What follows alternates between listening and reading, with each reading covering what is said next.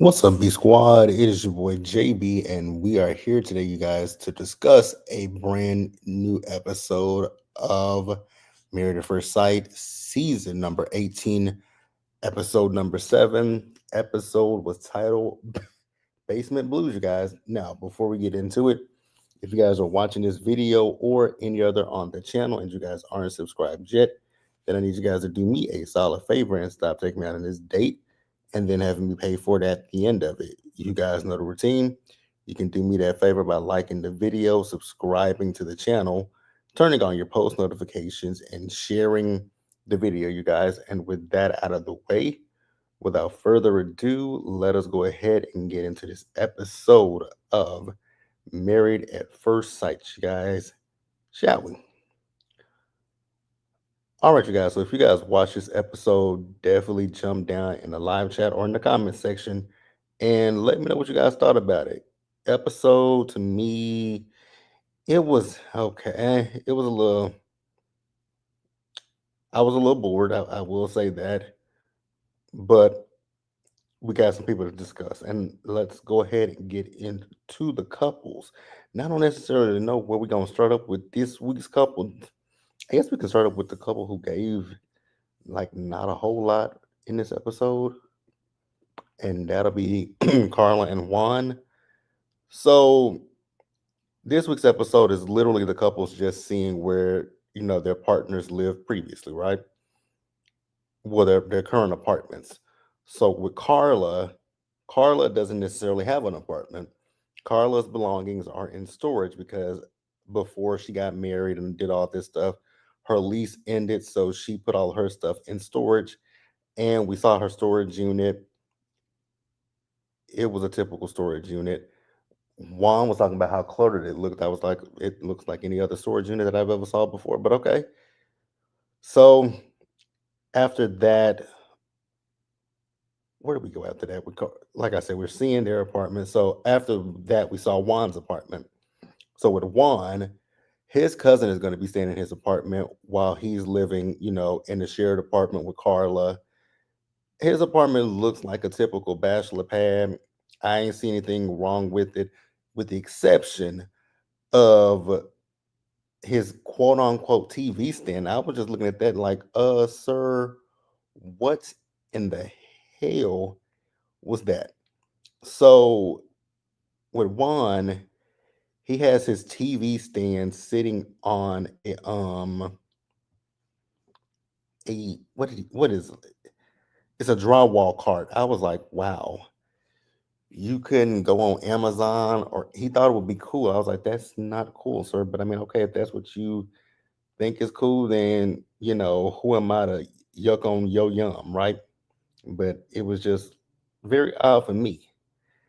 I would have preferred that you just had a TV sit on the floor. If that's the case, you might as well just have it sit on the floor because it's at a weird angle, and yeah, okay. But it is what it is with him. So yeah, like I said, his cousin's gonna be staying at his apartment while he stays with Carla. And Carla asked him, once they get to decision day, how does he feel about her moving some things into the apartment? Don't seem like he's you know, too eager about that. I was like, it don't seem like he's very eager that, y'all even gonna make it to decision day with each other. But we shall see how these two, make it going forward. But yeah, he didn't seem too eager about her moving anything into the house because he was like, well, there's to be some stuff for yours that you could probably get rid of. I was like, oh, okay, funny. So then in this episode, we also see as Pastor Cal and Dr. Pepper are making their rounds and seeing some of the couples, right? So they went to go see Carla and Juan. The one thing that Carla and Juan kept, they discussed was the fact that there is a lot of laughter when it comes to them. But Carla did also mention that she has an issue with his mindfulness and not taking her feelings into account and all that kind of stuff. And so he gave the example of when they were in Mexico, and he said that he forgot about her. Very insensitive, right? But then he also did talk about how cold Carla can be. I was like, y'all both have things that y'all both can work on. You and like I said in last week's review, when it came to Juan and the whole "I forgot about you" comment, he could have said it so many different ways than just flat out saying, "Oh, yeah, I forgot about you." He didn't have to say it that way, but he did. He did it, and it is what it is. So yeah, that's really all it is with them. Dr. Pepper and Pastor Cal gave some advice to them. Are they going to take it? We shall see. But that's really all we got with Carlin One in this episode. So if I left anything out that you guys want to discuss, you guys know how we go. Leave it in the comment section or in the live chat, and we can discuss it there. So the next couple that we will talk about, let's see, where do we want to go from Carla and Juan? Let's talk about Camille and Thomas because I have quite a few opinions about Camille and Thomas, and it more so centers around Camille. Like, I don't have an issue with Camille, but I will say one thing with Camille is I'm so sick of hearing the word swag. If I never hear that word too again anytime soon, it'll be too soon, right? So with Camille and Thomas, I don't I can't really put my finger on Camille and Thomas. And we'll talk about it, right? So they went to his apartment. What I will say about his apartment is it's very simplistic. It wasn't a whole lot there. So okay. So then she asked him to see his closet, right? She looked at his clothes. He showed her his Jordans. And again, the word swag, swaggy, it keeps coming up, and it's like, how many times, how many ways do you have to say this? It's like I I'm really tired of hearing it. If like I was over hearing Camille say that word when it comes to him. Is his style one that I would prefer? No, but I mean his style is his style, and it works for him. Now, like I said, I think I said this last week when it comes to Camille, what she could end up doing is, hey, be like, okay, I went to the store, I saw this, it was in your size, I liked it. I think you might look nice in it, you might look decent in it. Give him subtle hints or things like that, but to keep just to keep saying the words, oh, it's not swaggy, it's not this, it's not that, it's not this. Like the swag word is irritating, it's annoying, it's repetitive with her, and I don't know. The thing with Camille is I don't know what kind of guys you dated before, but it feels like you want David, not David, but Thomas to be the guy, some of the guys that you dated in the past. I really don't know what she's looking for. Like, I'm just kind of confused, but okay, whatever, right? So after we left his apartment, we then see as they met with Pastor Cal and Dr. Pepper, right? So Dr. Pepper and Pastor Cal asked him, "Can you guys see why we matched you guys together?" So Camille and David both say, "Yeah," because they have these values in common. I was like, "Oh, is that what it is?" Because I don't see it. But hey, if y'all say that y'all see it, that's the only thing that matters is the fact that you two can see it. But me and my naked eye, we don't see why y'all were placed together, right? So she also talked about the fact of with them, they grew up differently. I was like, oh God. And here's my thing when it comes to Camille and the fact of her and Thomas growing up differently. I mean, y'all both are the same skin complexion, right? Only difference is he went to a high school where it was more white people than black people. So he probably does, he, I don't know. I don't know what she's expecting. I really truly don't know. She's talking about the culture differences and all that kind of stuff. It's not necessarily I don't know if you would say it's a culture difference. He just didn't. I mean, I guess you can say it's a culture difference, but then it's not really. He just wasn't exposed a whole lot to African black people. If you feel that way, again, like with the clothing, introduce him to new. Like I'm pretty sure he would be open to that, but introduce him to new things. Like my gosh, she keep like that's the problem with me when it comes to Camille, that she is complaining so much. Um, how are you doing today? I don't want to butcher your name, but I do see your comment. It says you say this show is a joke. I agree. It's not like the first couple of seasons. The professionals are not really trying to match. They want ratings. Yeah, they do. That is absolutely true. That they want ratings, because I don't understand the way that they match some of these people. These because honestly, when you look at Carla and Juan, two Hispanic people, the like that's what I've been saying for the last few seasons. It look like y'all match people based off of race and ethnicity. Other than that, y'all don't really be trying to match people the correct way. They don't really actually try to match people.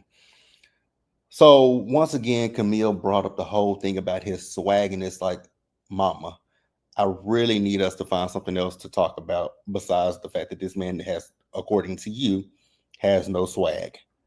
How many ways it's like poking a deceased horse with a stick. Like you keep poking at it, and it ain't changing. It's still deceased in the ground. Unless you're gonna move it, unless you're gonna do something to it, then what we talking about? You say it seems like they match knowing it seems like the match knowing that they are not going to like each other, but bring more. But yeah, and I'll say that that is the thing for Michelle and David. I think that the experts knew damn well that Michelle and David were not going to be a perfect match, not even going to be a good match, not even going to be a solid match. I agree with you. I definitely agree with you. So the ending scene with Camille, we see her with her sister. She's talking about how things are going well. She feels safe with him emotionally, but she's still talking about the fact that there are some culture differences. She's talking about the fact that she hasn't really saw him interact with his family and friends. So they're going to be having something for the friends and family to get together so that they can see how they interact. I was like, okay, Camille, you kind of getting on my nerves, to be quite honest with you. Like you're tip tapping on that nerve. Like I think part of me thinks that she likes him, but then it's just like you're kind of nitpicking just a little bit when it comes to him, and I don't necessarily like that part. But that's it for Camille and David. Why do I keep wanting to say David? Camille and Thomas. She might as well. Shit, David should have been with anybody else but who he was with. So the next couple we'll talk about will be my least favorite couple. Well, one of my least favorite. Mem and Ikechi. Oh God. And it ain't even like I like a Mem. She's a beautiful woman, intelligent woman. Why the hell did y'all match her with Ikechi? I'm gonna ask that question every time I talk about Mem and Ikechi. Because I don't know what the experts were doing when they matched these two. They black, Igbo. Like, what the hell was the purpose in y'all matching these two together? Ikechi is on here for ulterior motives. You can't tell me anything different when it comes to Ikechi. You can't tell me anything different. So we see them as they wake up and to their first morning in the shared apartment, right? Literally, there is nothing there. I don't think he's attracted to her. I don't think he likes her because he gives her absolutely nothing but dust when they're talking, right? Like nothing. So they went to his apartment. She saw his apartment. She said, "Oh, this is kind of what I expected." So he asked her, like, "What do you mean? This is what you kind of expected?" She said, "Well, you're into music, so I expected to see I expect to see your instruments and all that kind of stuff. And I was thinking to myself, like, sir, why you told her what you do for a living? If if I'm married to somebody or dating someone that tells me that they're into music, I would expect to come into their house and see something with some kind of some kind of production stuff, some kind of musical instrument, something. I think he just wanted to take an offense to anything that she said, right? So they went around his apartment. Now I will say he has a nice view from his apartment, right? When she went and sat in his bed, he kind of curled up about that. She even asked him like to play something for her. He's like, "Well, I'll play." He didn't want to play nothing for her. I'm like, "But shut up." He was like, "Well, I'll play a scale for you." I was like, "Play something. Be nice to her. Do something." That man is on here for ulterior motives. You can't tell me anything differently. So when it comes down to going to her apartment, he has so many things to say about her apartment, but she did say that the men that she's dated, they've all had things to say about her apartment. Girl, the reason why they have things to say about your apartment is because they feel inferior to you and your apartment, because your apartment was everything. I loved and Mam's apartment. So when I got in there, he was like, "Oh, this is bigger than what my apartment is." Okay, I mean, you can't compliment, say, "Oh, this is nice. I like this. I like that." Like she gave you a compliment when you got to your apartment, but you can't get you are complaining. So then she even pulled out her karaoke machine. He had issue about the karaoke machine. I said, "Oh my God, sir, please go away." I just don't. I do not like Ikechi. I don't like him. So we see. She also has a dog, so he's not a dog person. Whatever. Now we see as they're having a conversation with Pastor Cal and Dr. Pepper, right? So Ikechi's talking about, "Oh yeah, we've had very deep conversations. We've done this, but y'all ain't had no deep conversations because the ex Pastor Cal and Dr. Pepper asked y'all, have y'all talked about the future goals of the marriage?" Ikechi says, "No, we have not talked about the future goals of the marriage. We talked about each other's future goals." I was like, exactly. Everything with them, and more so on him, it's surface. I just don't see it for him. He also was telling her how he wants her to be um less mechanical because she can come out quite mechanical at times. I was like, okay, and so can you. So can you. You seem like this just feels like a script that he's reading from. And when I tell you he's a no for me, he's a 100% into the O. I don't see it for Ikechi. I don't see it for Ikechi. Have I said I don't see it for Ikechi? Because if I didn't say it, I'll say it again. Yeah, I don't see it for him. So the next couple, if I left anything out with them, y'all feel free to leave it in the comments section because yeah, want to move on. Madison and Allen. I don't. When it comes to Madison, I feel similar. I feel a similar vibe with Madison that I do with Michelle. The difference with Michelle and Madison is Madison isn't as vocal as Michelle is, right? But she's doing similar things like Michelle, and it's irritating. It's annoying, right? So the first night that they got to the shared apartments, Madison went out with her friends, right? And so she didn't come back to the next morning. And I don't believe anything that Madison was saying to Alan.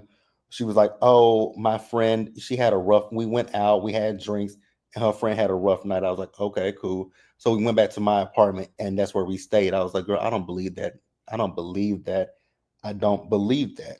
If you guys believe it, leave it in the comment section. But yeah, when it comes to what she was selling, I wasn't buying it. Right?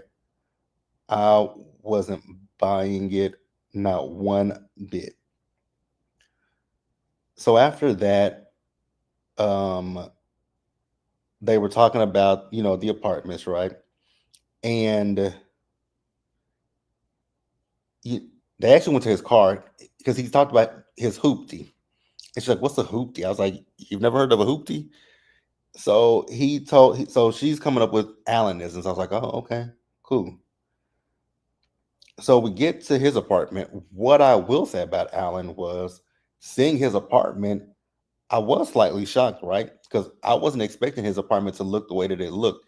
And then to find out that he does, he took down a wall in his kitchen, and he did that decoration to his kitchen. I was like, "Oh wow." So you're handy, so you can do things with your hands. See, this is where the judgment comes in with you, Madison. Just because he ain't got no six pack of abs, he ain't got muscles all over his body bulging. You judge the man. You're judging him, and it's undeserved. But okay. So I thought it was hilarious when they were sitting down at one point in this episode, and Madison was talking about the fact that it was actually when they talking to Doctor Pepper and Pastor Cal, how she was excited, to get back from the honeymoon and get into the shared apartment. I was like, "Say what now?" Because when y'all got back from the honeymoon, you did not stay in that shared apartment the first night. But okay, I mean, I guess if that's your definition of getting back and staying in the shared apartments, then you know who am I to say boo, cat, dog, anything of the sorts, right? But a lot don't care who tell it, Madison, because that ain't what you did at all. That's not what you did, beloved. But hey, go off, right? So with Madison is still talking about the physical appearance of Alan, and it's like, oh my god. Okay, so what happens if the man goes to the gym, get a six pack of abs, and arms and everything is just the way you like it? Would you then be satisfied? I don't think you will be. And he even said when they were sitting down that he has gone to the gym and worked out. I was like, girl, you are just as irritating as Michelle is. But when it comes to Michelle, you're just a little bit subtle. But both of y'all irritate me. You both irritate me. That's all I'll say. So after that, we see as now I didn't know Alan had a dog, but Alan got a dog. Forgot what the dog's name was. That dog is rambunctious as hell. I know that much too. And she cooked dinner for her. She liked, the fact that he cooked dinner. She enjoyed the dinner. And so they did talk about, if they're religious. So they both have been to church and stuff. She would go on holidays, and they both come to the conclusion that if they do have kids, that they don't, want to raise their kids in the church, but they do, go on holidays and stuff like that. I was like, okay, cool. If it works for y'all, it works for y'all. But again, I don't see y'all two making it to a decision day, so that's that on that. And then, have we talked about everybody, you guys? So we talked about Emem and Ikechi, Madison and Allen, Carla and Juan, as well as Camille and Thomas. And so the last couple to discuss, my absolute least favorite. So if I had to rank them in order from least favorite, it this couple right here is number one, and Emem and Ikechi number two, and then Carl and Juan three, and it'd be a tie for last with Madison and Allen and Camille and Thomas, right? Michelle, Michelle. Michelle is irritating. I cannot stand Michelle. She just irks my spirit every time I see her on my television screen. So Michelle and David are waiting for Pastor Cal and Dr. Pia to come to the apartment, right? And so they come to the apartment and they have a conversation with them, right? So they're talking about how great they look together. I was like, do they really? They look miserable. And Michelle says, well, we don't feel so great. I was like, maybe you don't, but David might feel okay, right? So David paid Michelle a compliment by talking about how attracted to her he is and how attractive he finds her. And she can't be bothered to say thank you. She cannot be bothered to say a damn thing. It's like, girl, the man just literally paid you a compliment, and you are just sitting over here looking like a bump on a log with this terrible hair color and like your hair. You know what? I'm gonna leave Michelle alone. So she did say it was nice to hear, and then she brought up the fact they talked about the fact that he smokes. Which here's my thing: I'm not here for people who smoke cigarettes. It ain't my thing. I don't like it. I don't get it. It turns me off, right? So I'm not upset about that. Then she's talking about him living at home with his parents, right? So he says that, when she said that, when he told her he smoked cigarettes and she said gross, from that day he stopped smoking. And I was like, okay, cool. Her thing is, well, I don't want you to do it because I said something about it. It's like, girl, what the oh God, Michelle, girl, you just get on my nerves. And he says that he's not necessarily doing things just because of her. He's doing it for both of them. I was like, oh, David, please stop. Please stop trying to please this lady.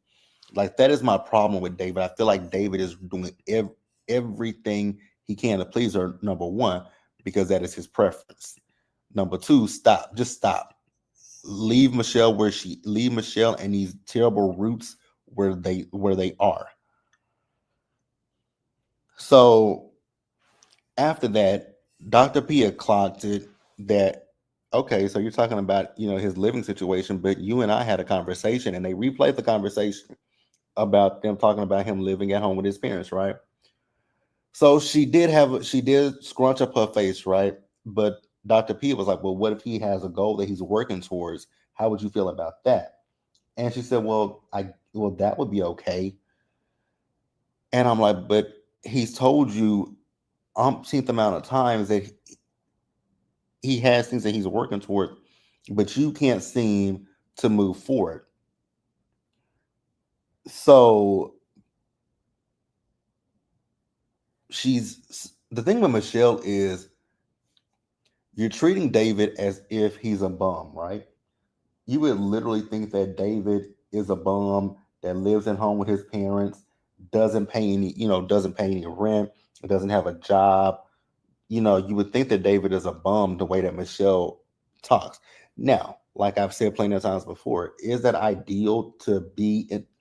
When it comes to David, I don't think that David should have applied for Married at First Sight without having a plan executed.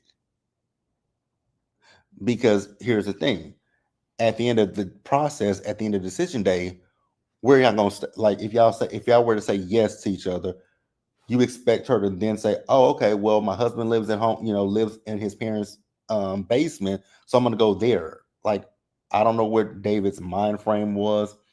I think David should have had, you know, everything planned out to a T before doing this, right? So he also talked about the fact that when it comes to Michelle, that he tries to do nice things for Michelle, but she won't let him. And so Dr. Pia and Pastor Cal are trying to say, oh, Michelle, your personality is that, you're strong, you're independent, and you are, what did they say? She's afraid of the unknown. Let me say this real quick, because I am someone who is absolutely terrified of the unknown, right? But my thing, when it comes to me, being afraid of the unknown, I always go into things being afraid of what the outcomes could be, but I always go into things optimistic and hopeful, right? And even if I'm dating someone and their life, their life, they aren't where I am in my life currently, I still treat them the same way.